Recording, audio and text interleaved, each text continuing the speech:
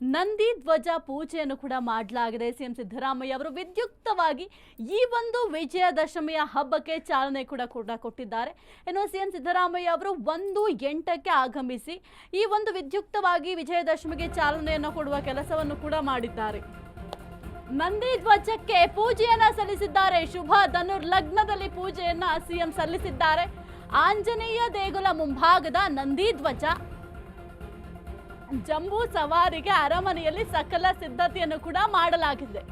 ಇನ್ನು ಈಡಿಗಾಯನ್ನ ಒಡೆದು ಪೂಜೆಯನ್ನ ಸಿಎಂ ಸಿದ್ದರಾಮಯ್ಯ ಅವರು ನೆರವೇರಿಸಿದ್ದಾರೆ. ಜಂಬೂ ಸವಾರಿಗೂ ಮುನ್ನ ನಂದಿ ಧ್ವಜಕ್ಕೆ ಪೂಜೆಯನ್ನ ಸಲ್ಲಿಸಲಾಗಿದೆ. ಸಿದ್ದರಾಮಯ್ಯನವರಿಗೆ ಮನೆ ದೇವರ ಮೂರ್ತಿ ಉಡುಗೊರೆಯಾಗಿ ಸಿಕ್ಕಿದೆ. ನಂದಿ ಧ್ವಜಕ್ಕೆ ಪೂಜೆಯನ್ನ ಸಲ್ಲಿಸಿದ್ದಾರೆ ಸಿಎಂ ಸಿದ್ದರಾಮಯ್ಯನವರು.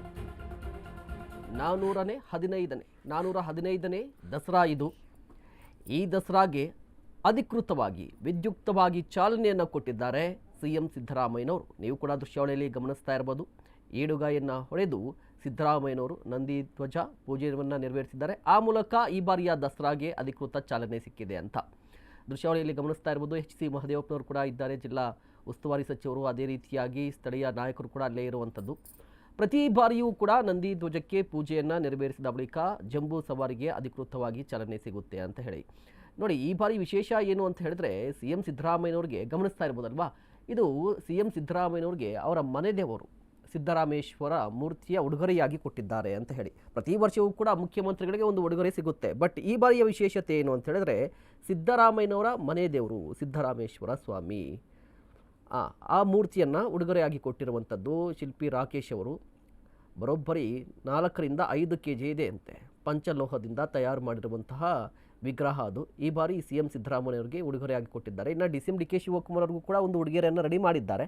ಡಿ ಕೆ ಶಿವಕುಮಾರ್ ಅವರು ಕಾಣಿಸ್ಕೋತಾ ಇಲ್ಲ, ಮೇ ಬಿ ಅವರು ಪುಷ್ಪಾರ್ಚನೆಯ ಸಂದರ್ಭದಲ್ಲಿ ಬರ್ತಾರೆ ಅನಿಸುತ್ತೆ. ಬಟ್ ಈಗ ನಂದಿ ಧ್ವಜಕ್ಕೆ ಸಿ ಎಂ ಸಿದ್ದರಾಮಯ್ಯವರು ಪೂಜೆಯನ್ನು ನೆರವೇರಿಸಿದ್ದಾರೆ. ನೋಡಿ, ನಾವು ವಿಘ್ನ ವಿನಾಶಕ ಅಂದರೆ ಭಾರತದ ಸಂಪ್ರದಾಯ ಮತ್ತು ಹಿಂದೂ ಸಂಪ್ರದಾಯದ ಪ್ರಕಾರ ಯಾವುದೇ ಕಾರ್ಯಕ್ರಮಕ್ಕೆ ಚಾಲನೆ ಕೊಡಬೇಕು, ಒಂದು ಒಳ್ಳೆ ಕೆಲಸ ಮಾಡಬೇಕು ಅಂತ ಹೇಳಿದ್ರೆ ಗಣೇಶನಿಗೆ, ಪ್ರಥಮ ಪೂಜಿತ ಗಣೇಶನಿಗೆ ನಾವು ಪೂಜೆಯನ್ನು ನೆರವೇರಿಸ್ತೀವಿ.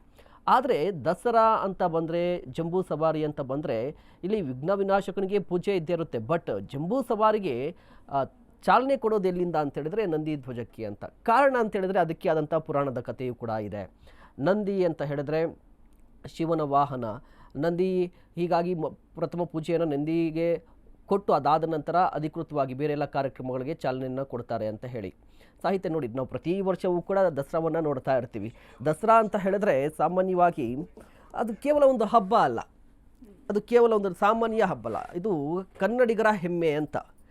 ರಾಜರ ಕಾಲದಿಂದ ಹಿಡಿದು ಬರೋಬ್ಬರಿ 415 ವರ್ಷನೆಯ ದಸರಾ ಅಂತ ಹೇಳಿದ್ರೆ ರಾಜರಿಂದ ಶುರುವಾಗಿ ಇಲ್ಲಿಯವರೆಗೂ ಬಂದಿರುವಂಥದ್ದು. ಈಗ ರಾಜ್ಯತ್ವ ಹೋಗಿದೆ, ಪ್ರಜಾಪ್ರಭುತ್ವ ಬಂದಿದೆ. ಈಗಲೂ ಕೂಡ ಅದನ್ನು ಅಷ್ಟೇ ಅದ್ಭುತವಾಗಿ, ಅಷ್ಟೇ ಸಾಂಪ್ರದಾಯಿಕವಾಗಿ ನಾವು ಮುಂದುವರ್ಸ್ಕೊಂಡು ಹೋಗ್ತಾ ಇದ್ದೀವಿ ಅಂತ ಹೇಳಿದ್ರೆ ಇಡೀ ಕನ್ನಡಿಗರಿಗೆ ಒಂದು ಹೆಮ್ಮೆ ಅನಿಸ್ಬೇಕು ಈ ಕ್ಷಣದಲ್ಲಿ ಅಂತ ಹೇಳಿ. ನೋಡಿ, ನಾವು ಇತಿಹಾಸವನ್ನು ನೋಡ್ತಾ ಇದ್ದರೆ ಸಾಕಷ್ಟು ದಾಳಿಗಳಾಗಿದೆ, ಏನೆಲ್ಲ ಬದಲಾವಣೆ ಆಗಿದೆ, ಪ್ರಪಂಚದಾದ್ಯಂತ ಬದಲಾವಣೆಗಳಾಗ್ತಾ ಇದೆ. ಎಷ್ಟೇ ಬದಲಾವಣೆ ಆದರೂ ಕೂಡ ಬದಲಾಗದೇ ಇರೋದು ದಸರಾ, ಮೈಸೂರು, ಜಂಬೂ ಸವಾರಿ. ಇದು ಕನ್ನಡಿಗರಿಗೆ ಒಂದು ರೀತಿಯಾಗಿ ಹೆಮ್ಮೆ ಅಲ್ವಾ ಅಂತ. ಹೌದು, ನಿಜಕ್ಕೂ ಕೂಡ ಒಂದು ರೀತಿಯ ಹೆಮ್ಮೆ ಅಂತಾನೆ ಹೇಳ್ಬಹುದು. ನೀವು ಆಗ್ಲೇ ಹೇಳ್ತಾ ಇದ್ರೆ ಪ್ರತಿಯೊಂದಕ್ಕೂ ಕೂಡ ತನ್ನದೇ ಆದ ಪುರಾಣ ಇದೆ, ಇತಿಹಾಸ ಇದೆ ಅಂತ. ದ್ವಿತೀಯಂ ಶಂಭು ಅಂತ ಹೇಳ್ತೀವಿ. ಯಾಕೆ ಅಂತಂದ್ರೆ ಶಿವನ ವಾಹನ ನಂದಿ. ನೀವಾಗ್ಲೇ ಕೂಡ ಹೇಳಿದ್ರೆ ನಂದಿ ಅಂತ. ಶಿವನಿಗೆ ನಾವು ಯಾವ ರೀತಿ ಆದ್ಯತೆಯನ್ನ ಕೊಡ್ತೀವಿ, ಶಿವನ ಯಾವ ರೀತಿ ಆರಾಧನೆಯನ್ನ ಮಾಡ್ತೀವಿ, ಅದೇ ರೀತಿ ಶಿವ ಆದ ನಂತರದ ಸ್ಥಾನವನ್ನ ನಂದಿಗೆ ಕೊಡ್ಲಾಗತ್ತೆ.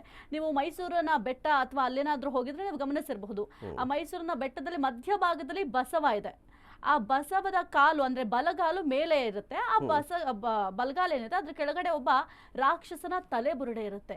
ಹಾಗಾಗಿ ಯಾವ ಕಾರಣಕ್ಕೆ ಆ ರೀತಿಯಾಗಿ ಆ ಒಂದು ವಿಗ್ರಹ ಇದೆ ಅಂತ ಹೇಳಿದ್ರೆ, ಮಹಿಷಾಸುರನನ್ನ ಮರ್ದಿಸುವಂತಹ ಸಂದರ್ಭದಲ್ಲಿ ಚಾಮುಂಡೇಶ್ವರಿಗೆ ನಂದಿ ಸಹಾಯ ಮಾಡಿತ್ತು.